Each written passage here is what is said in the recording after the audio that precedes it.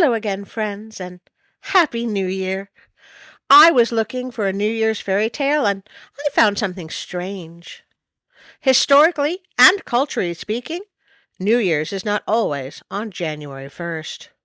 You probably already know that the Jewish New Year, Rosh Hashanah, and the Chinese New Year follow a lunar calendar. Therefore, are not always on the same exact day. The time of year is the same, but the date floats around a bit because the moon and the Gregorian calendar are not always on the same page. Did you see what I did there? The moon and the calendar on the same page? It's a joke. Stop looking at me like that, cameraman. Don't shake your head at me. It was funny. Well, at any rate, the very first recorded New Year's celebration was in Mesopotamia in 2000 BCE. I'm betting that was one heck of a party. The Greeks put New Year's on winter solstice, which makes sense because it's the shortest day of the year. Kind of a reset, you know. But the Romans, they had New Year start on March 1st, the beginning of spring, which also makes sense.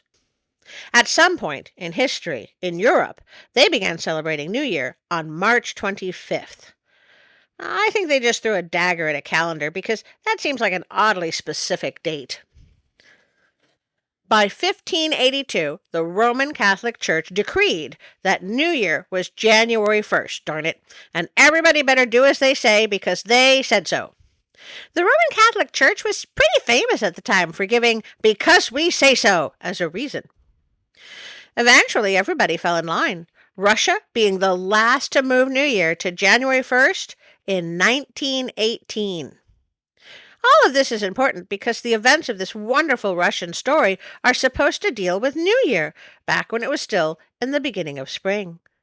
I tell you, I was so very confused reading this story until it was pointed out to me that New Year had moved. Then I started to think that time is just an artificial concept created by humans to explain the unexplainable and give the clock industry something to do.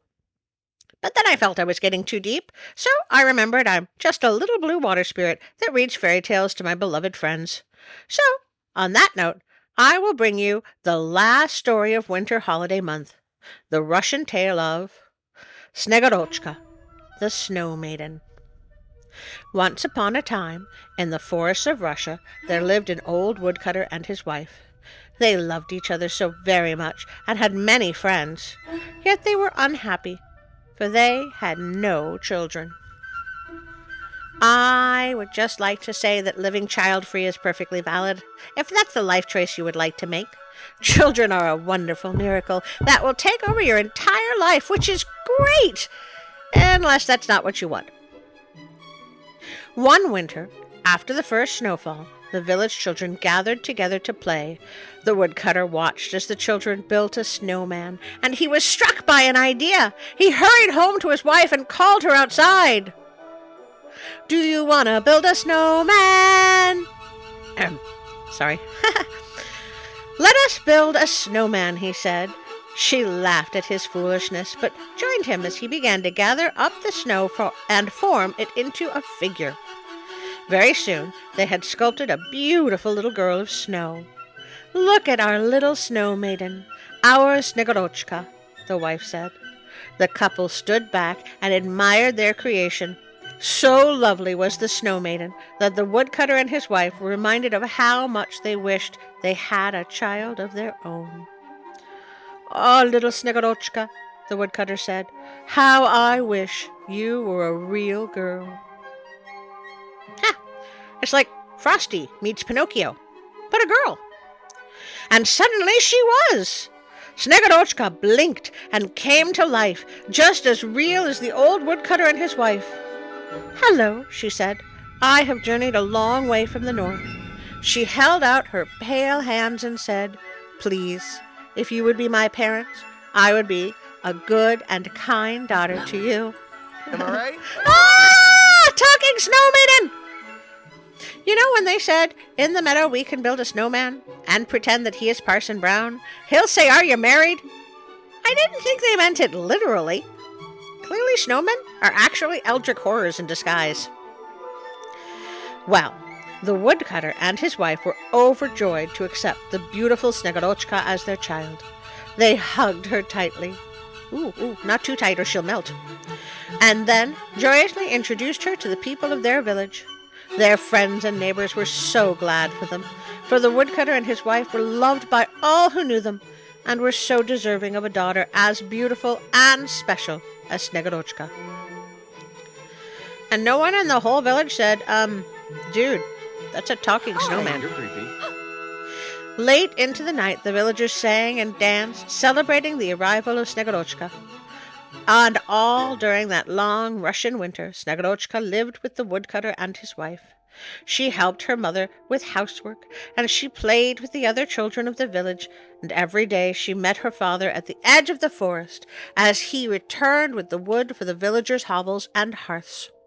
He would swing her up to sit high on the wood-laden sled and pull her through the village and back to their tiny home, where there was food and warmth and joy waiting for them. And she didn't melt? Wow, this is one well-made snow maid. And the old woodcutter, his wife, and Snegurochka were very happy. But Russian winters, although long, do not last forever. The days grew longer, the sun shone brighter, and soon the heavy snow began to melt away. Snegurochka, who had always smiled and laughed, now grew quiet and still. When other children asked her to play, she refused, and soon she wouldn't leave the house, not even to meet her dear father, whom she loved so much.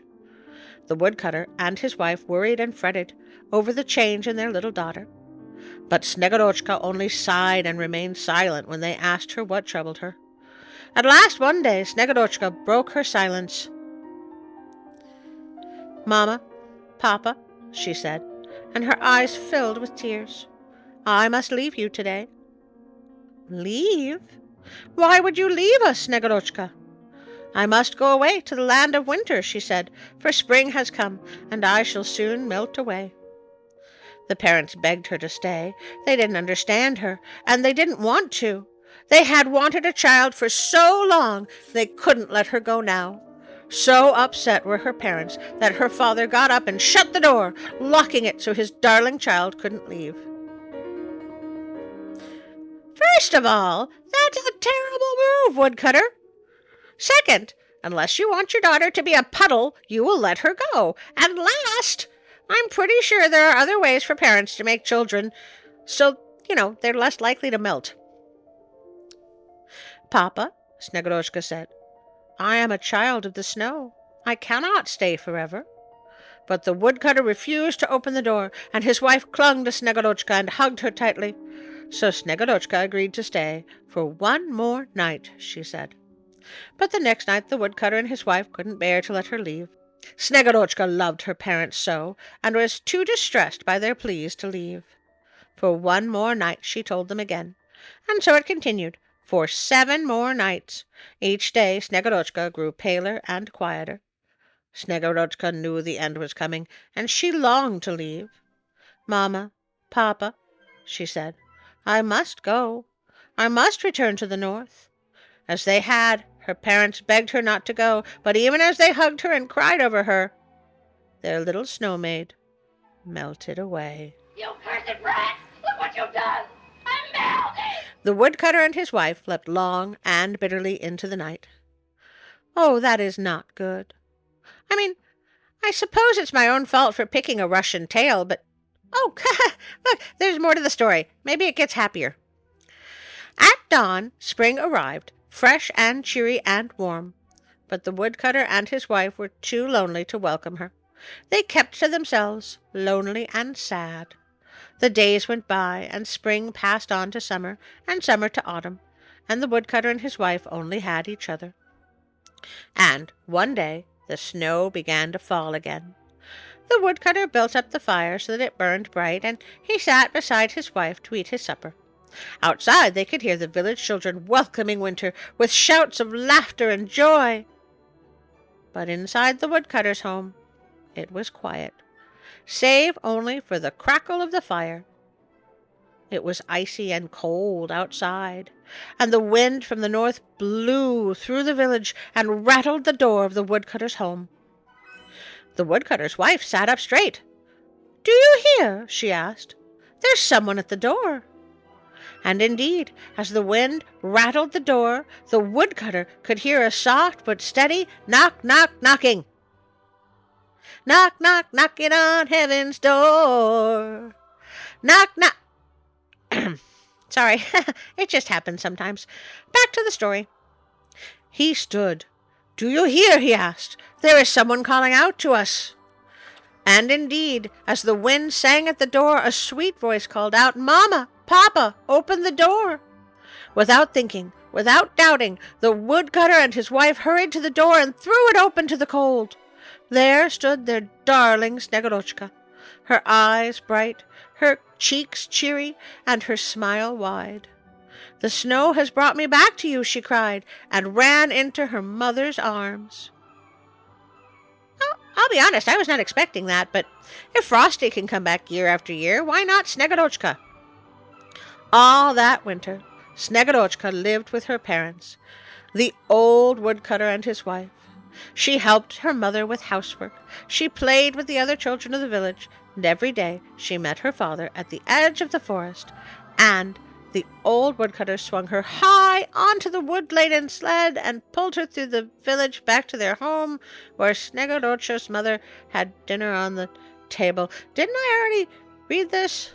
Are the pages sticking together? And when spring came, and it was time for Snegurochka to leave for the north, the old woodcutter and his wife did not weep or try to keep her, for they knew she would return again when the forests of Russia were once again heavy with snow. Thus Snegurochka, the little snow maiden of snow, brought warmth and joy to the woodcutter and his wife every long and cold Russian winter for many, many years. Ah, what a very nice and forgiving little eldritch horror. What a sweet little story. You know, it wasn't easy to find either. There were a lot of people describing the story, but this retelling was the only one I could find. If you read Russian, which I don't, you can find this in a book of fairy tales written by Victor Vasnetsov.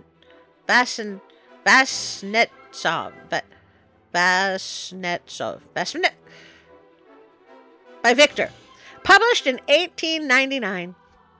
I do love Russian fairy tales and hope to read more to you in the future. One of my favorites is I Know Not What and I Know Not Where.